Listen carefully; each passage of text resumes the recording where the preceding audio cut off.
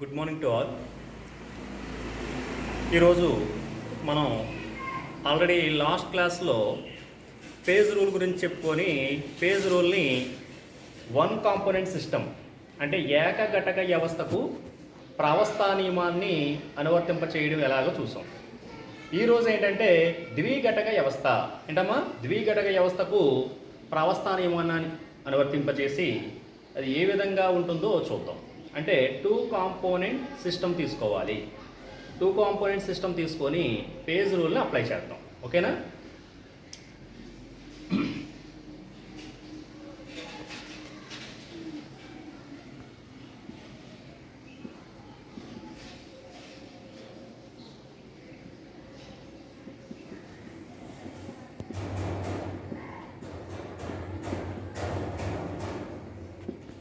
అంటే two component system లేదా ద్విఘటక వ్యవస్థ తీసుకుంటే గనక దీనికి ఎగ్జాంపుల్గా మనము లెడ్ సిల్వర్ వ్యవస్థను తీసుకుంటాం. ఏంటమ్మా, లెడ్ సిల్వర్ సిస్టమ్ అనేది తీసుకొని ఎగ్జాంపుల్గా చెప్తాం.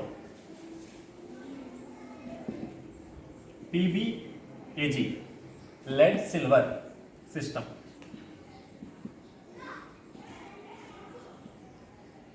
పీబీఏజీ వ్యవస్థ. ఇప్పుడు మనం ద్విఘటక వ్యవస్థ తీసుకున్నాం. ఈ ద్విఘటక వ్యవస్థకి ఎగ్జాంపుల్గా లెడ్ సిల్వర్ సిస్టమ్ లేదా లెడ్ సిల్వర్ వ్యవస్థ తీసుకోవడం జరిగింది. ఇప్పుడు ఈ లెడ్ సిల్వర్ వ్యవస్థ తీసుకుంటే కనుక దీనిలో మనకి ఈ వ్యవస్థలో 4 ప్రావస్థలు ఉంటాయట. ఎన్ని ఉంటాయమ్మా? 4 ప్రావస్థలు. PBAG system having 4 pages. They are lead, solid, silver, solid, PBAG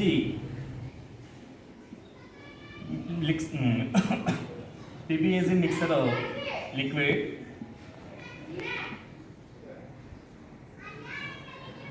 PBAG mixer of gases.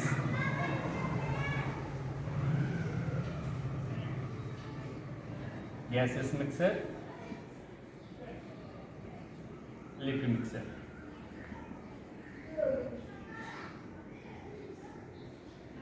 అంటే మనం పీబీఏజీ సిస్టమ్ తీసుకుంటే కనుక ఈ పీబీఏజీ సిస్టంలో 4 పేజెస్ ఉంటాయి. ఆ పేజెస్ ఏంటి? లెడ్ అనేది సాలిడ్ పేజ్లోను, అలాగే సిల్వర్ అనేది కూడా సాలిడ్ పేజ్లోను, అలాగే లెడ్ సిల్వర్ 2 మిక్స్ అయిన లిక్విడ్ పేజ్ ఒకటి, అలాగే లెడ్ సిల్వర్ 2 మిక్స్ అయిన గ్యాసెస్ పేజ్ ఒకటి. అంటే టోటల్గా ఎన్ని ఉన్నాయమ్మా? 4 పేజెస్ ఉన్నాయి. అదే తెలుగు మీడియంలో తీసుకుంటే లెడ్ అనేది ఘన ప్రావస్థలోను, అలాగే సిల్వర్ కూడా ఘన ప్రావస్థలోను, అలాగే పీబీఏజీ ఈ రెండాటి యొక్క మిశ్రమ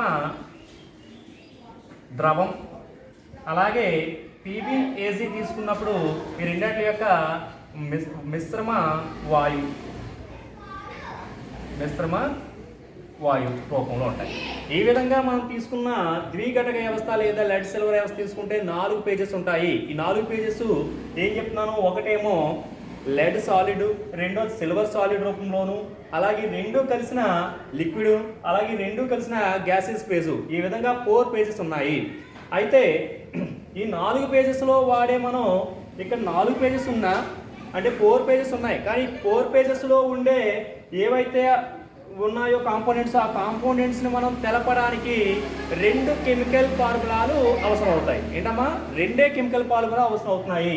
అవి ఒకటేంటి? పీబీ అనే ఫార్ములా ఒకటి, రెండోది ఏంటి? ఏజీ అనే ఒక ఫార్ములా. అంటే మనకి 2 కెమికల్ ఫార్ములాలు అంటే రసాయన ఫార్ములాలు ఎన్ని ఉపయోగపడుతున్నాయి? 2 ఉపయోగపడుతున్నాయి. అంటే మనం ఇక్కడ మనం తీసుకున్న వ్యవస్థలో మొత్తం 4 ప్రావస్థలు ఉన్నాయి. కానీ 4 ప్రావస్థలని తెలపడానికి 2 కెమికల్ ఫార్ములాలు ఉపయోగిస్తున్నాము. అందువల్ల ఘటకాల సంఖ్య 2 అవుతుంది. అంటే ఘటకాల సంఖ్యని C అంటున్నాం. C = 2 అవుతుంది. అందువల్ల ఈ వ్యవస్థ ఏమవుతుంది? ద్విఘటక వ్యవస్థ అవుతుంది. అర్థమైందా? అంటే మనం తీసుకున్న ద్విఘటక వ్యవస్థకు పీబీఏజీ సిస్టమ్ అనేది లేదా పీబీఏజీ వ్యవస్థను మనం ఎగ్జాంపుల్గా చెప్పాము. అయితే ఇది ద్విఘటక వ్యవస్థ లేదా 2 కాంపోనెంట్ సిస్టమ్ అని ఎందుకు అంటున్నామంటే ఇక్కడ ఈ వ్యవస్థ లేదా ఈ సిస్టమ్ తీసుకున్నప్పుడు 4 ప్రావస్థలు ఉన్నాయి లేదా 4 పేజెస్ ఉన్నాయి. ఈ 4 పేజెస్ని కూడా మనం తెలపడానికి అంటే రిప్రజెంట్ చేయడానికి రెండు కెమికల్స్ యూజ్ అవుతున్నాయి. ఒకటేంటి ఏజీ, ఒకటేంటమ్మా పీబీ, రెండోది ఏజీ. అంటే రెండే రసాయన ఫార్ములాలు ఉపయోగపడుతున్నాయి. అంటే కాంపోనెంట్స్ లేదా ఘటకాల సంఖ్య C=2 అవుతుంది. కాబట్టి ఈ వ్యవస్థ అనేది ద్విఘటక వ్యవస్థ అవుతుంది. ఓకేనా. నెక్స్ట్ దీని యొక్క పేజ్ డయాగ్రామ్ చూద్దాం.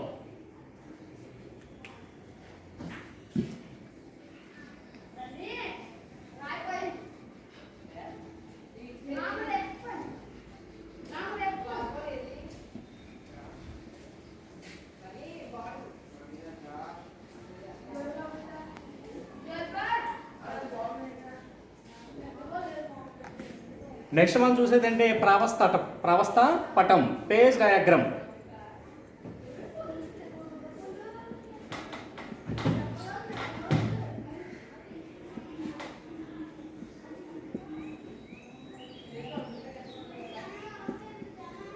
అయితే మనం తీసుకున్నది ద్విఘటక వ్యవస్థ లేదా ఇంకోటి ఏంటమ్మా 2 కాంపోనెంట్ సిస్టమ్ తీసుకున్నాం కనుక దీనికి మనం ఆల్రెడీ పేజ్ ప్రవస్థానం అని చెప్పినప్పుడే లాస్ట్లో ఒక డెఫినేషన్ చెప్పాను, సంగ్రహ ప్రవస్థానం అని. అంటే ఏంటి, ద్విఘటక వ్యవస్థ తీసుకుంటే కనుక పీడనం, ద్విఘటక వ్యవస్థ తీసుకున్నప్పుడు పీడనం లేదా ప్రెజర్ అనేది ఎలా ఉంటుంది, కాన్స్టెంట్గా ఉంటుంది. మిగిలిన 2 టెంపరేచర్ అలాగే కాన్సంట్రేషన్ మాత్రమే అక్కడ ఏమవుతాయి, చేంజ్ అవుతూ ఉంటాయి. అలాంటప్పుడు సంగ్రహ ప్రావస్థ నియమాన్ని మనం చెప్పాలని చెప్పాను. ఆ సంగ్రహ ప్రావస్థ నియమానికి ఫార్ములా ఏంటమవుతుంది, P+F=C+1 అన్నాను. అంటే ఇప్పుడు నేను తీసుకున్న ద్విఘటక వ్యవస్థ లేదా 2 కాంపోనెంట్ సిస్టమ్ కనుక నేను వాడే ప్రవస్థానం ఏం వాడాలి, P+F=C+1 వాడాలి. ఎందుకని, ఇక్కడ పీడనం అనేది స్థిరంగా ఉంటుంది. కేవలం 2 వేరియబుల్స్ అంటే 2 చరాంశాలు ఏంటి, ఉష్ణోగ్రత గాఢత మాత్రమే మారుతూ ఉంటాయి. అందువల్ల ఈ వ్యవస్థకు మనం ప్రవస్థ నియమంలో ఏ నియమాన్ని ఉపయోగించాలి, సంగ్రహ ప్రవస్థ నియమము అంటే కండెన్స్డ్ ఫేజ్ రూల్ని యూజ్ చేయాలి. ఓకేనా.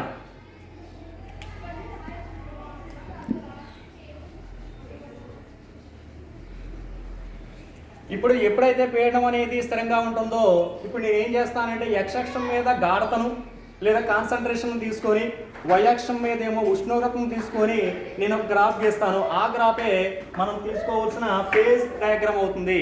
అదే మనకి ఈ సిస్టమ్ యొక్క పేజ్ డయాగ్రామ్ అవుతుందట. అంటే x అక్షం మీద ఏం తీసుకుంటున్నానమ్మా, గాఢత లేదా కాన్సంట్రేషన్ తీసుకోవాలి. y అక్షం మీద ఏం తీసుకుంటున్నాను, ఉష్ణోగ్రత తీసుకొని ప్రావస్థ పటాన్ని నిర్మించడం జరుగుతుంది. ఆ నిర్మించిన పటం ఎలా ఉంటుందో చూడండి ఒకసారి.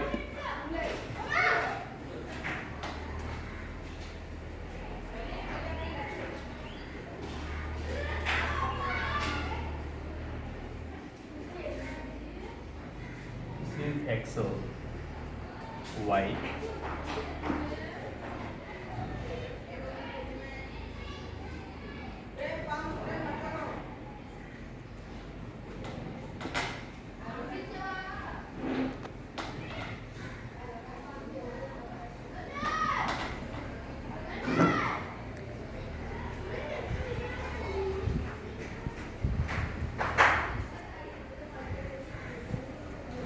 దీని మీద సంఘటన అంటే గాఢత లేదా కాన్సంట్రేషన్ లేదా కాంపోజిషన్ తీసుకుంటాం x అక్షం మీద.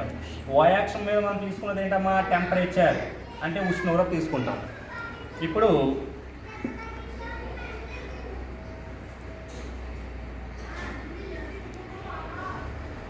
A B ఈ పాయింట్ O అనుకోండి. A అనేది ఇక్కడ ఉండే టెంపరేచర్ ఎంత, 961 డిగ్రీ సెంటిగ్రేడ్. దగ్గర 327 డిగ్రీ సెంటిగ్రేడ్.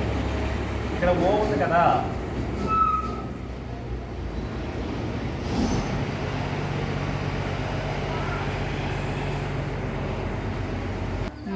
ఇక్కడ ఏ దగ్గర ఏమో 961 డిగ్రీ సెంటిగ్రేడ్ ఉంటుంది, బి దగ్గర ఏమో 327 డిగ్రీ సెంటిగ్రేడ్ ఉంటుంది, O అనేది ఏమో 303 డిగ్రీ సెంటిగ్రేడ్ని కలిగి ఉంటుంది. ఇప్పుడు మన స్టార్టింగ్ పాయింట్ ఇక్కడ 100% ఏముంటుందట, ఏజీ అని ఉంటుంది. ఎప్పుడైతే 100% అంటే మనం తీసుకున్న వ్యవస్థలో 2 కాంపోనెంట్స్ ఉన్నాయి, ఒకటేమో సిల్వరు, రెండోది లెడ్. అయితే మనకి తీసుకున్నది టోటల్ ఎంత ఉంటుంది? 100% ఉంటుంది ఎప్పుడు కూడా.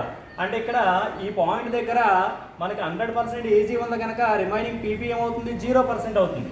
అంటే ఈ పాయింట్ దగ్గర 0% పీబీ ఉంటుంది అనమాట. ఇప్పుడు ఇలా వెళ్తూ పోతే ఏమవుతుందంటే మనకి ఇక్కడ వస్తువుల్లోకి 97.5% పీబీ, 97.5% పీబీ ఉంది కనుక రిమైనింగ్ 100%లో రిమైనింగ్ ఎంత? 2.5% ఉంటుంది. అంటే 2.5% మాత్రమే ఏజీ ఉంటుంది. ఈ లాస్ట్కి ఇక్కడ వస్తువుల్లోకి ఏమవుతుందంటే ఇక్కడ 100% పీబీ ఉంటుంది. ఎప్పుడైతే 100% పీబీ ఉందో మనకి 0% ఏమవుతుందమ్మా? ఏజీ అవుతుంది. అంటే టోటల్గా కాంపోజిషన్ అనేది ఎప్పుడు కూడా 100% ఉండాలి. మిక్సర్గా తీసుకున్నప్పుడు ఆ మిక్సర్ యొక్క కాంపోజిషన్ ఎంత? 100% ఉండాలి. స్టార్టింగ్లో 100% ఏజీ ఉంది కనుక 0% పీబీ అవుతుంది. ఈ ఓ పాయింట్ చేతుల్లోకి ఏమవుతుంది? 97.5% పీబీ ఉంది కనుక 2.5% ఏజీ అవుతుంది. చివరికి వస్తువుల్లోకి ఏమవుతుందంటే 100% పీబీ ఉంది కనుక 0% ఏజీ అవుతుంది. ఓకేనా? ఇప్పుడు చూడండి, ఈ విధంగా మనకి x అక్షం మీద కాంపోజిషన్ లేదా కాన్సంట్రేషన్ తీసుకున్నాము, y అక్షం మీద టెంపరేచర్ తీసుకొని ఒక గ్రాఫ్ గీస్తే ఆ గ్రాఫ్ అనే దాన్నే మనం ఏమంటున్నాం అంటే ఈ వ్యవస్థ యొక్క ప్రావస్థాపటం అంటున్నాము.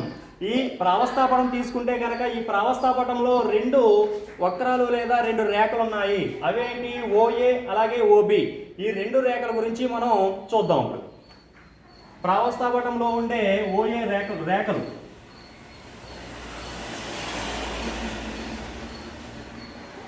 అంటే ప్రావస్థాపటంలో ఉండే రేఖలు లేదా వక్రాల గురించి చూస్తే కనుక మనము అందులో మనకు ఏమేమి ఉన్నాయని చెప్పాను? ఓఏ కర్వ్ ఒకటి ఉంది, అలాగే ఓబి కర్వ్ ఒకటి ఉంది. ఈ రెండాటిలో ఫస్ట్ ఓఏ కర్వ్ చూస్తున్నాను నేను. ఓఏ కర్వ్ తీసుకుంటే కనుక ఓఏ కర్వ్లో ఏ అనే బిందువు చూస్తే కనుక ఏ అనే పాయింట్ దగ్గర దీని యొక్క మెల్టింగ్ పాయింట్ అంటే ద్రవీభవన స్థానం ఎంత ఉందట? 961 డిగ్రీ సెంటిగ్రేడ్ ఉంటుంది. ఈ ఏ యొక్క మెల్టింగ్ పాయింట్ అనేది ఏదైతే ఉందో అది మనకు దేని తెలియజేస్తుంది? సిల్వర్ యొక్క ద్రవీభవన స్థానాన్ని తెలియజేస్తుంది అనమాట. అంటే ఈ 961 డిగ్రీ సెంటిగ్రేడ్ వద్ద సిల్వర్ అనేది ఏముంటుంది? ద్రవ రూపంలో ఉంటుంది. ఓకే, అందువల్ల దీన్ని ఈ ఏ అనే బిందువుని ఏమంటున్నాం అంటే సిల్వర్ యొక్క ద్రవీభవన స్థానం అంటున్నాం. అలాగే ఇప్పుడు ఏ అంటే మనం తీసుకున్నది ఓఏ తీసుకున్నాం కనుక ఏ నుండి ఓకి వెళ్ళే కొలది అంటే ఏ బిందువు నుండి ఓ బిందువుకి మనం ప్రయాణిస్తున్నాం అనుకుంటే అంటే ఏ బిందువు ఎక్కడ ఉంది, ఓ బిందువు ఎక్కడ ఉంది, ఇక్కడి నుంచి ఇలా వెళ్తున్నాం అంటే ఏ బిందువు దగ్గర 961 డిగ్రీ సెంటిగ్రేడ్ వద్ద ఏ అనేది ఏముంది? 100% ఏజీ ఉంది. ఇప్పుడు ఏ నుండి ఓకి వెళ్తున్నాం అంటే మనం ఏం చేస్తున్నాం? ఇక్కడి నుంచి ఇక్కడికి ఇలా వెళ్తున్నాం అంటే ఏమవుతుంది?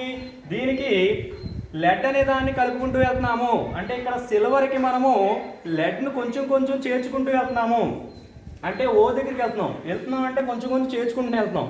ఎప్పుడైతే మనకి సిల్వర్ అనే దానికి లెడ్ను మనం చేరుస్తున్నామో ఈ చేర్చడం వల్ల ఏమవుతుందంటే ఇందులో ఉండే లెడ్ అనేది ఇందులో ఉండే సిల్వర్ అనేది ఏమవుతుందంటే ఘన రూపంలో వేరవుతూ ఉంటుందట. అంటే అప్పుడు ఇక్కడ ఏం వస్తుందన్నమాట? ఏజీ సాలిడ్ ప్లస్ మిశ్రమ ద్రవం కింద ఉంటుందట. అంటే ఇక్కడ ఉన్నది ఏంటి? పీబీ ప్లస్ ఏజీ మిశ్రమ ద్రవం ఉంటుంది ఇక్కడ. అయితే మనం ఏం చేస్తాం?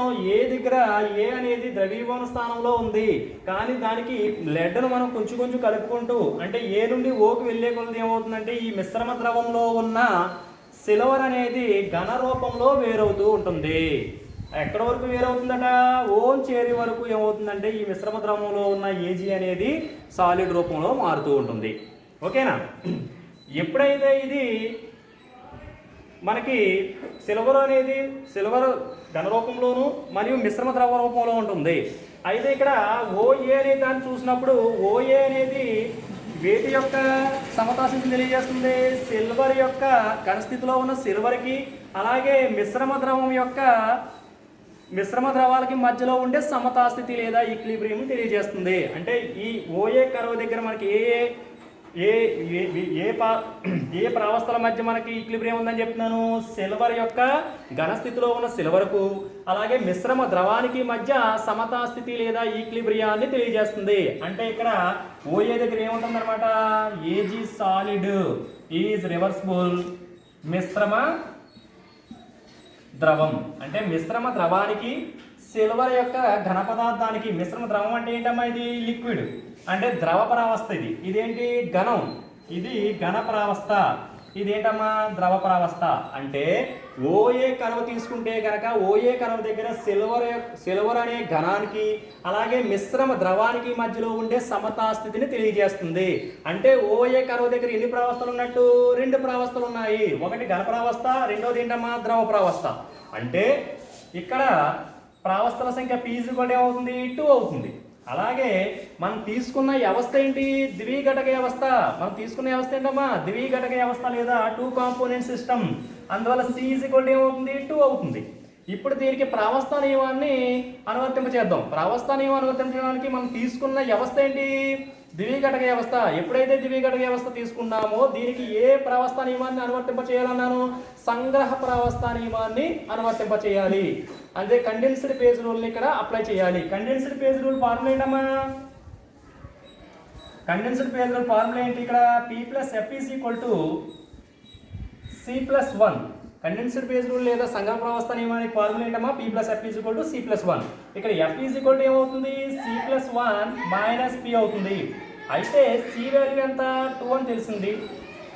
P వాల్యూ ఎంత? 2 అని తెలిసింది. అంటే 2 క్యాన్సిల్ అయిపోతే F ఏమొచ్చింది? 1 అని వచ్చింది. అంటే ఒక్కసారి చూడండి, మళ్ళీ చెప్తున్నానమ్మా. నేను ఓఏ కర్వ్ లేదా ఓఏ ర్యాక్ తీసుకున్నాను. ఈ ఓఏ ర్యాక్ తీసుకున్నప్పుడు ఏ అనే బిందువుని చూస్తే కనుక ఏ బిందువు వద్ద ఉష్ణోగ్రత ఉంటుంది? 961 డిగ్రీ సెంటిగ్రేడ్ ఉంది. ఇది దేన్ని ఇండికేట్ చేస్తుందని చెప్తున్నాను? Melting point of silver. అంటే సిల్వర్ యొక్క ద్రవీభవన స్థానాన్ని తెలియజేస్తుంది. ఆ ఉష్ణోగ్రత 961 డిగ్రీ సెంటిగ్రేడ్. ఇప్పుడు ఈ బిందువు వద్ద మనకి ఏముంది? 100% ఏజీ ఉంది. అయితే ఏ నుండి ఓకి వెళ్తున్నాం. ఓకి వెళ్తున్నాం అంటే ఏంటి? ఇక్కడి నుంచి ఎలా వెళ్తున్నాం అంటే మనకి ఏం జరుగుతుంది? 100% ఏజీ అలా ఎలా వెళ్తుకోలే అవుతుంది? 0% ఏజీ కింద అయింది. ఇక్కడ 0% ఏ పీబీ ఉన్నదల్లా ఇక్కడికి వెళ్తులోకి ఏమైంది? 100%. అంటే ఇలా వెళ్ళి కొద్ది సిల్వర్ తగ్గుతుంది, పీబీ అనేది యాడ్ అవుతూ ఉంది. అంటే ఏ నుండి ఓకి వెళ్తూ కొద్ది అంటే నేను సిల్వర్కి ఏం యాడ్ చేస్తున్నాను? లెడ్ని కొంచెం కొంచెం కలుపుకుంటూ వెళ్తున్నాను. ఎప్పుడైతే కొంచెం కొంచెం కలుపుకుంటున్నానో ఈ మిశ్రమ ద్రవంలో ఉన్న లెడ్ ఏమవుతుంది? ఇక్కడ 961 డిగ్రీ సెంటిగ్రేడ్ ఉన్నప్పుడే ద్రవ రూపంలో ఉంటుంది. ఎప్పుడైతే నేను లెడ్ కలుపుతున్నానో ఈ లెడ్ కలిపినప్పుడు ఏమవుతుందంటే ఉష్ణోగ్రత తగ్గుతుంది. చూడండి, ఏ నుండి ఓకి వెళ్తున్నామంటే ఇలాగా డౌన్ అవుతుంది. ఎప్పుడైతే ఉష్ణోగ్రత తగ్గిందో ఇందులో ఉండే సిల్వర్ అనేది ఏమవుతుంది? సాలిడ్ రూపం లేదా ఘన రూపంలో మారిపోతూ ఉంటుంది. అంటే ఈ ఓఏ రేఖ పొడవున ఏమవుతుందంటే సిల్వర్ అనేది మిశ్రమ ద్రవం నుండి సిల్వర్ ఘన రూపంలోకి మారుతూ ఉంటుంది. అందువల్ల ఈ రేఖ దగ్గర ఏమవుతుందంటే సిల్వర్ ఘన రూపంలో ఉంటుంది, అలాగే సిల్వరు లెడ్ కలిసిన మిశ్రమ ద్రవం ఉంటుంది. అంటే ఒకటి ఘన రూపంలో ఉన్న ప్రావస్థ ఉంది, రెండోది మిశ్రమ ద్రవ రూపంలో ఉన్నది ఉంది. అందువల్ల ఇక్కడ సిల్వర్ ఘనానికి మరియు మిశ్రమ ద్రవానికి మధ్యలో సమతా స్థితి ఏర్పడుతుంది. అందువల్ల ఈ రేఖ దగ్గర 2 ప్రావస్థలు ఉన్నాయి. అవి ఏంటన్నమాట? ఘన ప్రావస్థ ఒకటి, ద్రవ ప్రావస్థ ఒకటి. అందువల్ల ప్రావస్థల సంఖ్య P ఏమవుతుంది? 2 అవుతుంది. మనం తీసుకున్న వ్యవస్థ ఏంటి? ద్విఘటక వ్యవస్థ. అందువల్ల ఘటకాల సంఖ్య ఏమవుతుంది? C 2 అవుతుంది. మనం తీసుకున్నది ద్విఘటక వ్యవస్థ లేదా 2 కాంపోనెంట్ సిస్టమ్ కనుక దీనికి ఏం వాడాలని చెప్పాను? కండెన్స్డ్ ఫేజ్ రూల్ వాడాలి, సంగ్రహ ప్రావస్థ నియమాన్ని వాడాలి. అంటే సంగ్రహ ప్రావస్థ నియమం అంటే ఏం చెప్పాను? P+F C+1. ఇప్పుడు F C+1 P అంటే C వాల్యూ తెలిసింది, P వాల్యూ తెలిసింది. దాన్ని బట్టి F వాల్యూ కడితే 1 వచ్చింది. ఇది నేను తీసుకున్న ఏంటమ్మా? ఓఏ కర్వ్ తీసుకొని నేను చెప్పింది. ఓఏ కర్వ్ దగ్గర F 1 అని వచ్చింది. అంటే F 1 అంటే ఏంటి? డిగ్రీస్ ఆఫ్ ఫ్రీడమ్ అనేది 1 అయింది. అంటే ఇది ఈ ఓఏ కర్వ్ దగ్గర వ్యవస్థ అనేది ఏమవుతుందంటే మోనోవేరియంట్. ఏమవుతుందమ్మా? మోనోవేరియంట్ అవుతుంది. అంటే ఈ ఓఏ కర్వ్ దగ్గర లేదా ఓఏ రేఖ వద్ద వ్యవస్థ అనేది ఏకచర వ్యవస్థ. ఫస్ట్ ఒక రేఖ గురించి చెప్పుకున్నాం. నెక్స్ట్ రెండో ఓబీ చెప్దాం ఈసారి.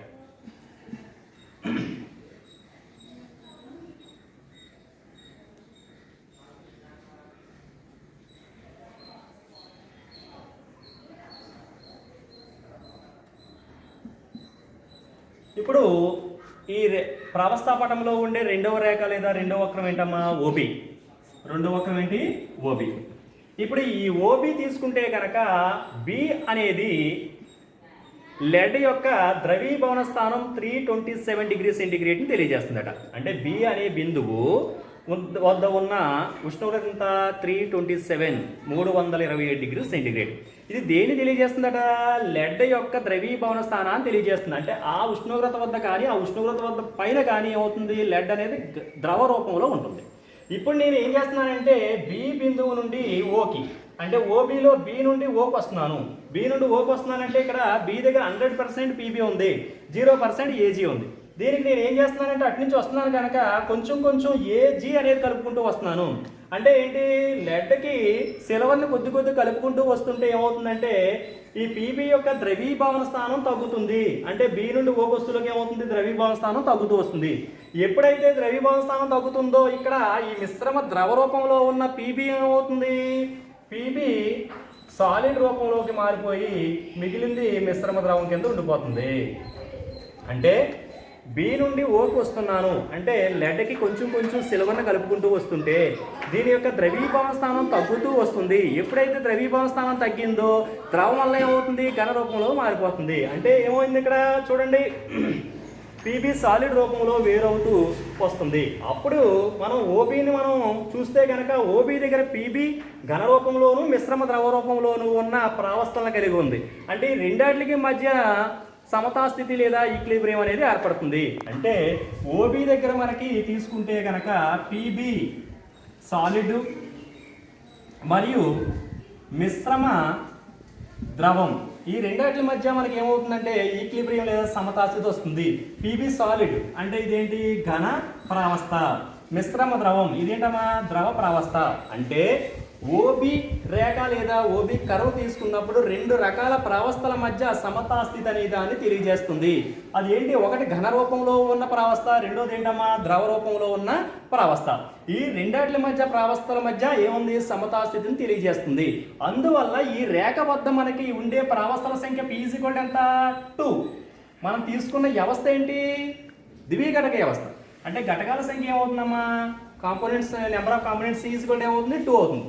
ఇప్పుడు దీనికి పేజ్ రూల్ అప్లై చేస్తున్నాను. నేను తీసుకున్న 2 కాంపోనెంట్ లేదా ద్విఘటక వ్యవస్థ కనుక ఇక్కడ నేను ఏం యూజ్ చేయాలి, సంగ్రహ ప్రావస్థ నియమం లేదా కండెన్స్డ్ పేజ్ రూల్ యూజ్ చేయాలి. ఆ ఫార్ములా ఏంటి, P+F = C+1. ఇందులో P వాల్యూ తెలుసు, C వాల్యూ తెలుసు. ఈ రెండాటిని యూజ్ చేసి F వాల్యూ క్యాలిక్యులేట్ చేస్తాను. C+1 - P that is equal to 2 + 1 - 2. 2 cancel, that is equal to 1. అంటే డిగ్రీస్ ఆఫ్ ఫ్రీడమ్ అనేది F = 1 అయింది. అంటే స్వతంత్ర పరిమితుల సంఖ్య 1 అయ్యింది. అంటే ఈ రేఖ అంటే ఇందాక మనం OA రేఖ తీసుకున్నప్పుడు కూడా F = 1 వచ్చింది, OB రేఖ తీసుకుంటే F = 1 వచ్చింది. అంటే OA OB రేఖల వద్ద వ్యవస్థ అనేది ఏమవుతుంది, ఏకచర వ్యవస్థ. అంటే సిస్టమ్ అనేది ఏంటమ్మా, మోనోవేరియంట్. అంటే ఒక వేరియబుల్ మీద మాత్రమే డిపెండ్ అవుతుంది, అంటే ఒక చరాంశం మీద మాత్రమే డిపెండ్ అవుతుందని తెలుస్తుంది. అంటే మనకి ఎలాగట, ఈ ఓఏ కానీ ఓబీ కానీ తీసుకున్నప్పుడు దాని మీద ఏదైనా ఒక పాయింట్ని ఐడెంటిఫై చేయాలంటే మనకి ఒక వేరియబుల్ తెలిస్తే సరిపోతుంది అంటున్నాడు. అంటే ఎలాగట, ఇక్కడ ఉన్న పాయింట్ తెలియాలి నాకు. ఫర్ ఎగ్జాంపుల్ ఏంటి, ఓఏ కర్వ్ ఉంది, ఓఏ కర్వ్ మీద ఉన్న ఈ పాయింట్ తెలియాలి. ఈ పాయింట్ తెలియాలంటే నాకు టెంపరేచర్ కానీ ఈ కాన్సన్ట్రేషన్ లేదా కాంపోజిషన్ కానీ ఒకటి తెలిస్తే సరిపోతుందట. ఎందుకని, ఇక్కడ ఉన్న టెంపరేచర్ తెలిసింది అనుకో, దీని నుంచి ఇలా టచ్ అయ్యే వరకు గీత గీసి దాని నుండి కిందకు వస్తే నాకేం తెలిసిపోతుంది, కాంపోజిషన్ తెలిసిపోతుంది. లేదు, ఈ కాంపోజిషన్ తెలిస్తే దీన్ని టచ్ అయిన తర్వాత ఎలా వస్తే టెంపరేచర్ తెలిసిపోతుంది. అంటే ఈ కర్వ్స్ మీద ఏ పాయింట్ నేను ఐడెంటిఫై చేయాలన్నా ఒకే ఒక వేరియబుల్ అంటే టెంపరేచర్ కానీ లేదా కాంపోజిషన్ కానీ రెండాటిలో ఏదో ఒకటి తెలిస్తే సరిపోతుంది. అందువల్ల ఈ కర్వ్స్ ఏమవుతున్నాయి, మోనోవేరియంట్స్, ఏకచర వ్యవస్థలు అవుతున్నాయి. ఓకేనా. ఇప్పుడు మనం ఇందులో చూడవలసింది ఏంటంటే ఓ పాయింట్ గురించి చెప్పాలి.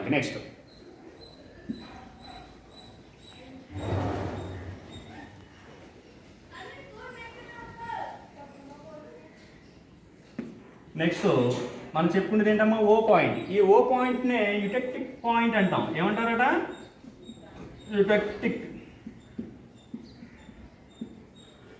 Eutectic point.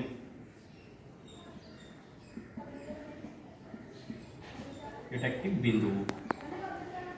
ఇప్పుడు మనకి ఈ ప్రవస్థపటంలో ఓ అనేది తీసుకుంటే ఓ అనే దాని దగ్గర ఏమవుతుందంటే అంటే ఏ నుండి ఓకి వచ్చినా బి నుండి ఓకి వచ్చినా అంటే ఓ బిందువు వద్ద మనకి ఉండే ఉష్ణోగ్రత ఎంత 303 డిగ్రీ సెంటిగ్రేడ్ ఉంటుంది. కాంపోజిషన్ ఎంత ఉంటుందట 97.5% లెడ్ 2.5% ఏజీ ఉంటుంది.